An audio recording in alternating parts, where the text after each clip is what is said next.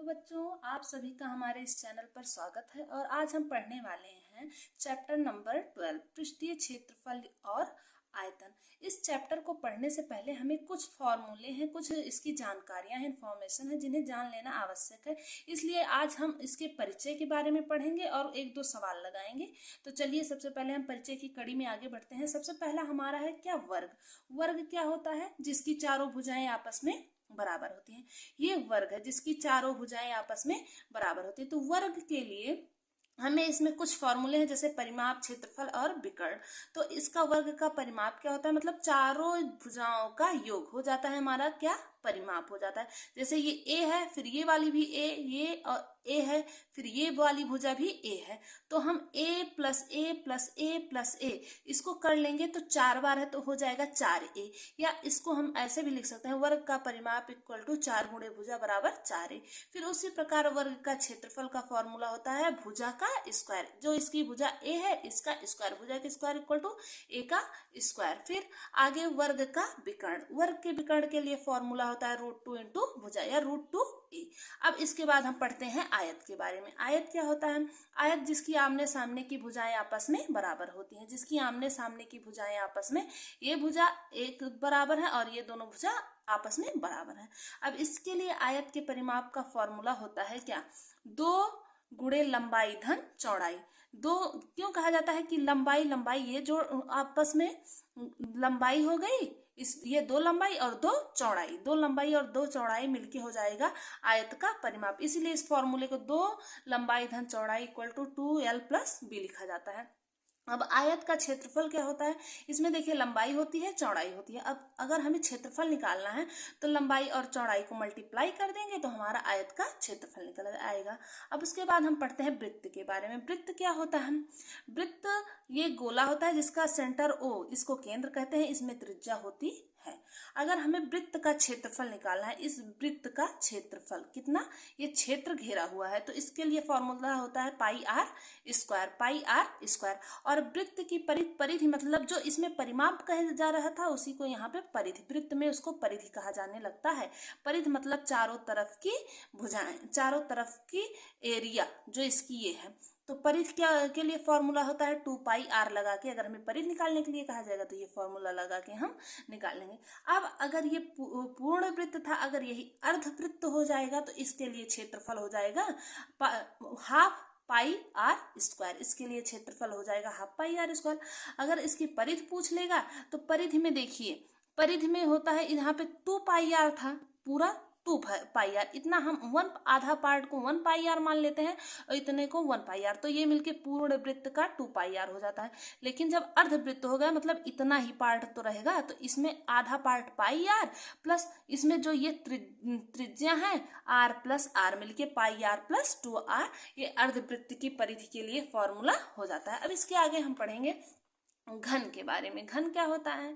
घन जिसमें लंबाई, चौड़ाई और ऊंचाई आपस में तीनों बराबर होती हैं, ये क्या होता है? घन होता है। ये देख लीजिए, ये फॉर्मूला जिसमें लंबाई ए, चौड़ाई और ऊंचाई तीनों आपस में बराबर होते हैं। तो इसका आयतन निकालने का फॉर्मूला हो जाता है भुजा का क्यूब। क्योंकि तीनों भुजाएं आपस में बराबर हैं, इसलिए यहाँ पे भुजा का क्यूब इसके आयतन का फॉर्मूला हो जाता है। इसे हम ए क्यूब भी लिख सकते हैं। अब घन के संपूर्ण पृष्ठ के क्षेत्रफल के लिए, अब देखिए इसमें कितने फलक होते हैं? 1 फलक, 2, 3, 4, 5, 6, मतलब 6 फलक होते हैं। जैसे आप अगर एक क्यूब लीजिए या एक बुक आप लेते हैं, देखिए ये जैसे एक बुक हो गई, ये एक बुक है। अब इसमें कितने फलक हैं? तो एक फलक ये, दूसरा ये, तीसरा ये और चौथा ये, फिर 5वां पार्ट ये, 6वां पार्ट ये हो गई इसकी फलक। आप इस बुक को एक घनाभ के रूप में मान सकते हैं, तो ये हो गई एक घनाभ के रूप में हो गया इसका फलक। इसमें कितने फलक हो गए? 6 फलक हो गए।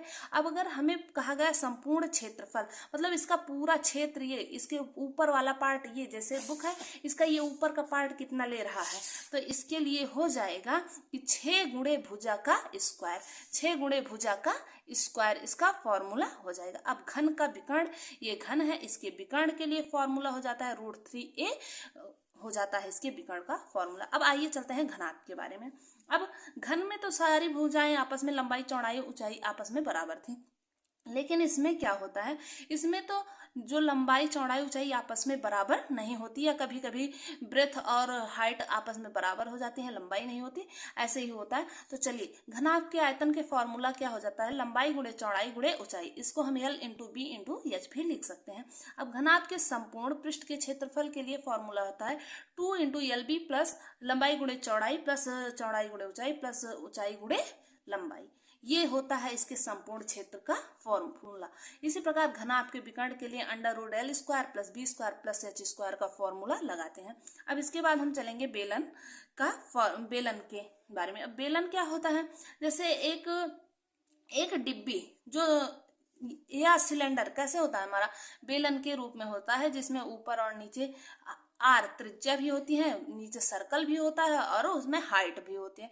तो इसके बेलन के आयतन का फॉर्मूला होता है पाई आर स्क्वायर एच, और बेलन के वक्र पृष्ठ का क्षेत्रफल होता है 2 पाई आर एच वर्ग सेंटीमीटर।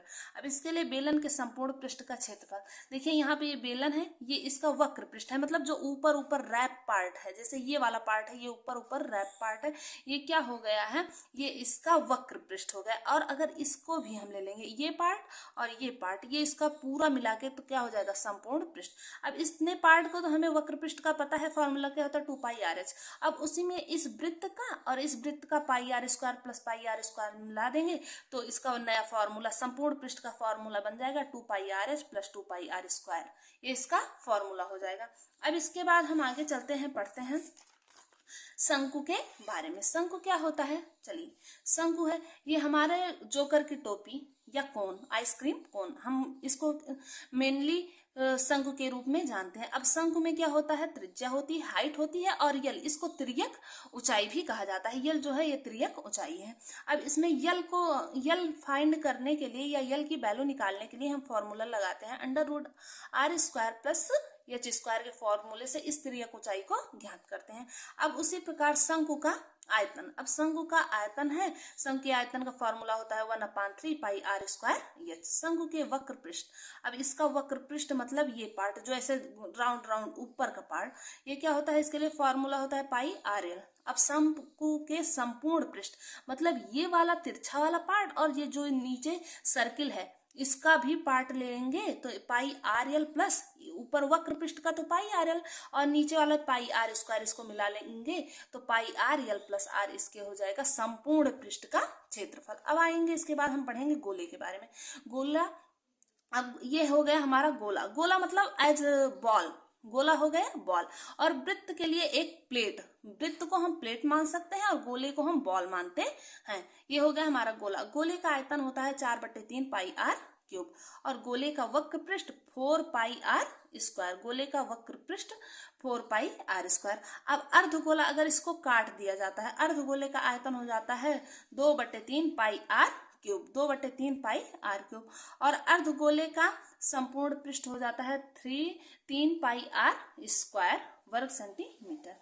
ये इसका फॉर्मूला। उसके बाद हम पढ़ेंगे शंकु के छिन्नक। शंकु का छिन्नक मतलब जैसे ये शंकु था, अब इस शंकु के ऊपर वाले पार्ट को काट के अलग कर दिया जाएगा, तो ये मतलब छिन्न मतलब कट गया, उसका कटे हुए भाग। अब कटे हुए शंकु का भी हमें निकालना है। शंकु का आयतन के लिए फॉर्मूला होता है pi h by 3 r square plus capital r. ये वाला कैपिटल आर नीचे वाले पार्ट के लिए, स्मॉल आर ऊपर वाले पार्ट के लिए हमने वैल्यू रखी है। तो यहाँ पे इसका फॉर्मूला हो जाएगा capital R square plus small R square plus capital R into small R. फिर इसके बाद तिर्यक भाग का क्षेत्रफल, ये वाला जो तिरछा भाग है इसके क्षेत्रफल के लिए हो जाएगा pi L R plus L. और यल की वैल्यू यहाँ से कैसे निकालेंगे, L square equal to H square plus R minus capital R minus small R का होल स्क्वायर। इससे हम यल की वैल्यू फाइंड कर सकते हैं।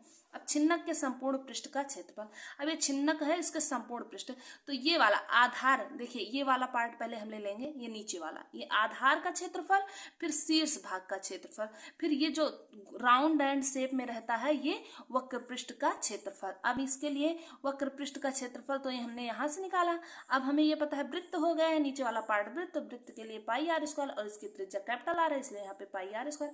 इसकी त्रिज्या स्मॉल आर है तो यहाँ पे पाई आर स्मॉल आर स्क्वायर ली थी। फिर यहाँ से पूरे में से पाई कॉमन ले लिए तो यहाँ पे R square plus small R square plus L R plus R, ये हो गया छिन्नक के संपूर्ण पृष्ठ का क्षेत्रफल। आशा करती हूँ कि आपको ये सारे सूत्र समझ में आ गए होंगे।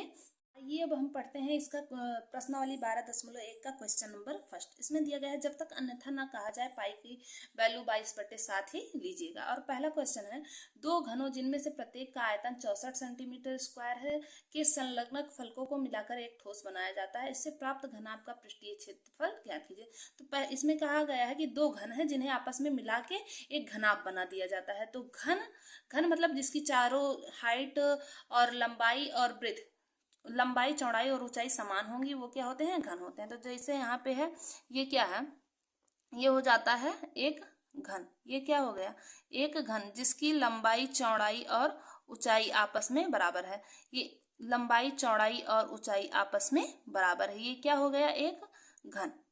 एक घन हो गया जिसकी लंबाई चौड़ाई और ऊंचाई आपस में बराबर है। इन दोनों को जोड़कर क्या एक बनाया जा रहा है, एक घनाभ। एक घनाभ, इन दोनों को जोड़कर एक घनाभ बना दिया जा रहा है।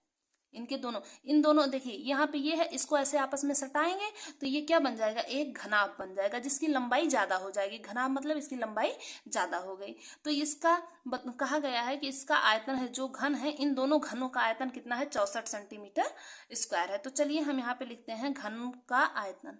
घन का आयतन, घन का आयतन इक्वल टू कितना पता है हमें, 64।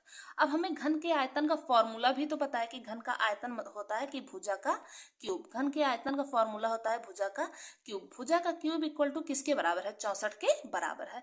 अब भुजा का क्यूब 64 के बराबर है तो यहाँ से हमें भुजा पता चल जाएगी कि ये भुजा आप कितनी कितनी है। तो यहाँ से भुजा निकालेंगे, भुजा इक्वल टू √3 64। 3 √64 मतलब इसका वर्ग घन निकालना है। घन निकालना है मतलब 3 का मतलब घन निकालना है। तो चलिए यहाँ से हमें भुजा मिल जाएगी।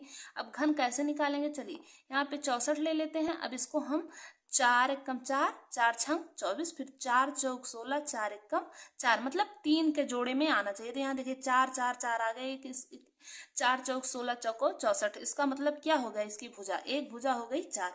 तो हमें पता है कि घन में जो होती है, घन में लंबाई चौड़ाई और ऊंचाई आपस में बराबर होती है। इसका मतलब ये भी 4 है, ये वाला चौड़ाई भी 4 और ऊंचाई भी 4 है। वैसा ही इसमें ये 4, ये वाला पार्ट 4 और ये वाला पार्ट ये भी 4 है। अब लेकिन जब इन दोनों को सटा दिया गया, इन दोनों को सटा दिया गया तो इनकी लंबाई में चेंजिंग हो गई ना। इन दोनों का ऐसे सटाया गया तो इनकी लंबाई में चेंज हो गया। इस वाले का 4 और इस वाले का 4 मिलके ये वाला पार्ट कितना हो गया, 4 4 मिलके 8 हो गया। लेकिन क्या कहते हैं, इसकी लंबाई में चेंज हुआ, चौड़ाई में तो कोई चेंज हुआ नहीं। तो चौड़ाई इसकी क्या रहेगी, 4 ही रह गई। और हाइट में भी तो चेंज नहीं हुआ तो हाइट भी क्या रह गई, 4 ही रह गई। तो यहाँ से हमको मिल गया कि ये घन में तो सब चीज 4 4 रहेगा, लंबाई चौड़ाई ऊंचाई। लेकिन घनाभ में, अब चलिए यहाँ पे लिख देंगे, घनाभ में क्या हो जाएगा, घनाभ में लंबाई इक्वल टू यल, जिसे हम कहते हैं कितना हो गई, लंबाई 8 हो गई। चौड़ाई इक्वल टू ब्रेथ, जिसे हम कहते हैं ये 4 है। ऊंचाई कितनी है, ऊंचाई भी हो गई है, हाइट 4 ही रही है क्योंकि सिर्फ लंबाई में ही बदलाव हुआ है। तो यहाँ पे हमें लंबाई चौड़ाई ऊंचाई की वैल्यू पता चल गई। अब हमें क्या कहा गया कि घनाभ का पृष्ठीय क्षेत्रफल ज्ञात करना है। तो चलिए बहुत सिंपल सा है, हम घनाभ का पृष्ठीय क्षेत्रफल ज्ञात करते हैं। घनाभ का पृष्ठीय क्षेत्रफल, इसके लिए फॉर्मूला हमें पता है कि क्या होता है, 2 into length into breadth plus breadth into height plus height into length. हमें यही फॉर्मूला पता है कि घनाभ के पृष्ठीय क्षेत्रफल का फॉर्मूला ये होता है। अब जो वैल्यू पता है हम उसको पुट कर देते हैं। तो यल की वैल्यू हमें क्या पता है, 8 इंटू ब्रेथ की क्या पता है, चौड़ाई कितनी है, 4 है, धन ब्रेथ 4 है इंटू हाइट भी क्या है, 4 है, फिर प्लस हाइट कितनी है, 4 है, इंटू लेंथ कितनी है, 8 है। यहाँ पे हमने सारी वैल्यू पुट कर दी। अब इसको हम मल्टीप्लाई कर लेंगे, 4 अट्ठे 32, फिर धन 4 चौक 16, धन 4 अट्ठे 32। अब इन सारे को जोड़ लेंगे। तो चलिए इसको हम जोड़ते हैं। तो 6 और 4 10 के 0, हाथ से 1 3 3 6 1 7 1 8, यहाँ पे हमको मिल गया 80। अब इसको आपस में मल्टीप्लाई करेंगे, 2 अट्ठे 16 मतलब 160 सेंटीमीटर स्क्वायर। हमें घनाभ का पृष्ठीय क्षेत्रफल मिल गया, कितना है, 160 सेंटीमीटर स्क्वायर। ये है घनाभ का पृष्ठीय क्षेत्रफल। आशा करती हूँ कि आपको ये क्वेश्चन समझ में आ गया होगा। यदि आपको क्वेश्चन समझ में आया तो हमारे इस चैनल को लाइक, सब्सक्राइब और शेयर अवश्य करें। धन्यवाद।